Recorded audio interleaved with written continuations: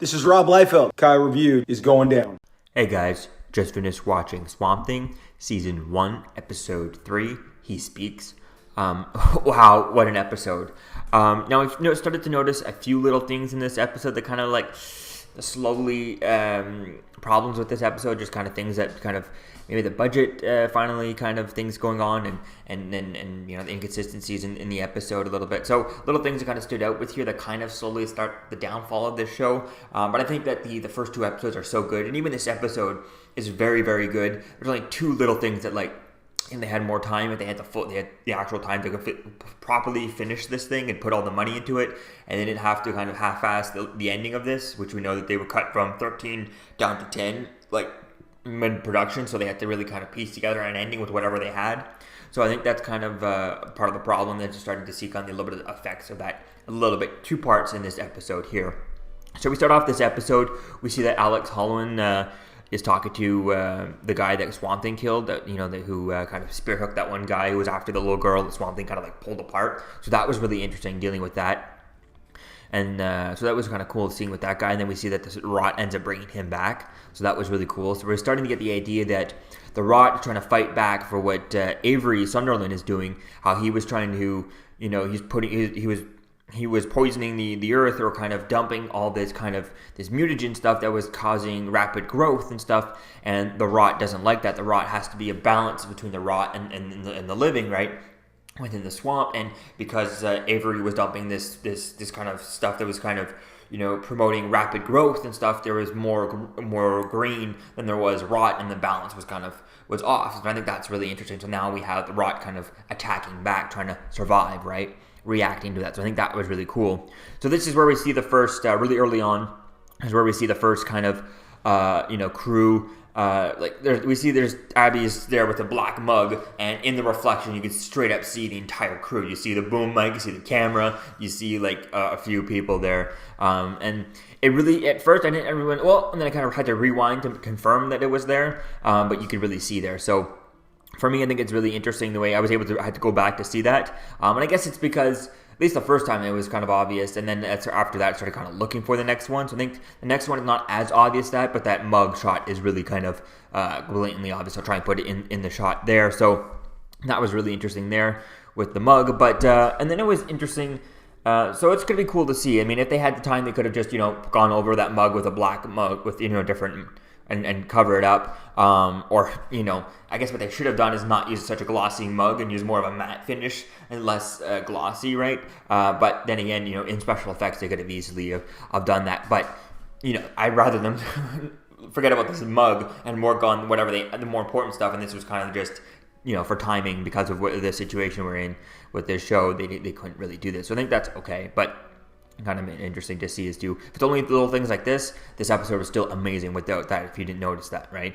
And if you didn't know about the troubles going on into production, so this just gets put on Netflix later on, and you've never heard about all the problems, you didn't know that it was canceled or anything like that, then you might not even notice it unless you happen to pause it at that point or whatever. You have to go back and rewind and go frame by frame to kind of see it. Or I mean, you don't have to go frame by frame because kind of obvious, but you'd have to pause, stop, and rewind just to see it. Otherwise, it's not there for very long, but it's there long enough to easily notice it.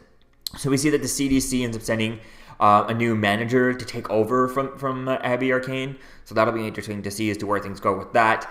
She's there, but it's kind of like they're trying to build some friction between her and this new manager and stuff, and it's unclear if it's kind of her manager or is it a manager from a different department.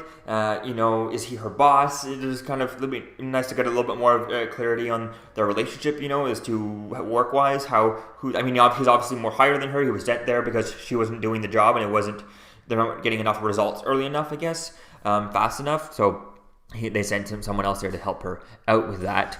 We see that Harlan Edwards gets sick, so her friend that she brought with her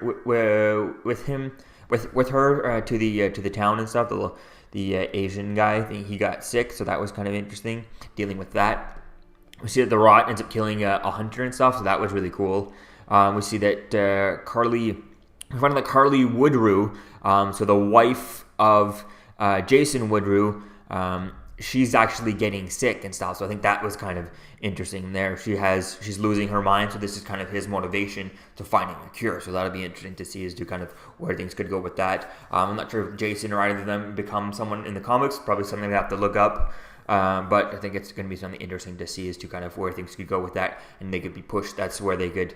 It gives them more motivation that even if, as we find out later on, that Avery is in debt, he'll still continue probably working on this because he needs to try and find a cure. Not sure as to how this stuff is created that helps grow grow plants, fast growing plants and all that stuff, and speeds the growth of that. How does that going to help him cure his wife's mental problems?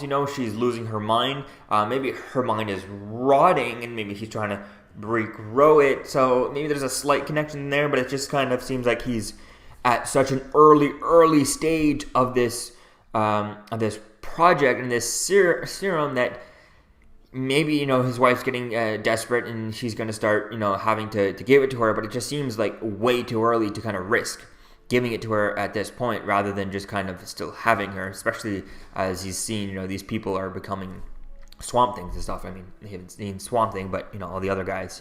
So that's going to be interesting to see as to where things go with that story.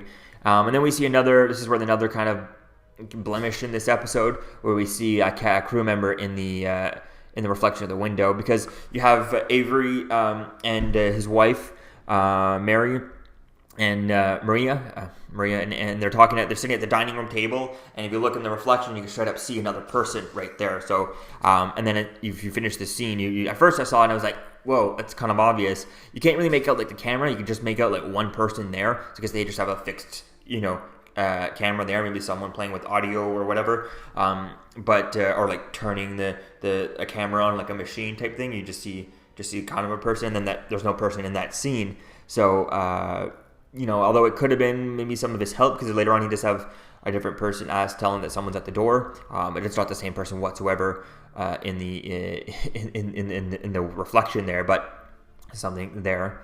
So yeah, nothing too bad. Doesn't ruin the episode. I think if this is all we get, things like this, then I think it's going to be amazing. And I still think this episode on its own, still with that, still stands very, very good, and it still would give this like a 9 out of 10. These episodes are very amazing, and I think this is going to be. It has a 9.2 here on IMDb for this episode alone. So I think that's very good.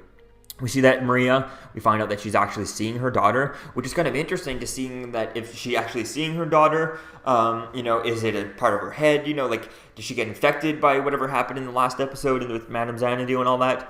Because she sees her daughter, the mirror cracks, and then when she kind of wipes her mind and stops seeing her, the mirror is still cracked. So I'm wondering how much is what's going on here. Is the rot, kind of making her hallucinate and actually kind of changing that? I think that's going to be interesting to see as to where things kind of go with that.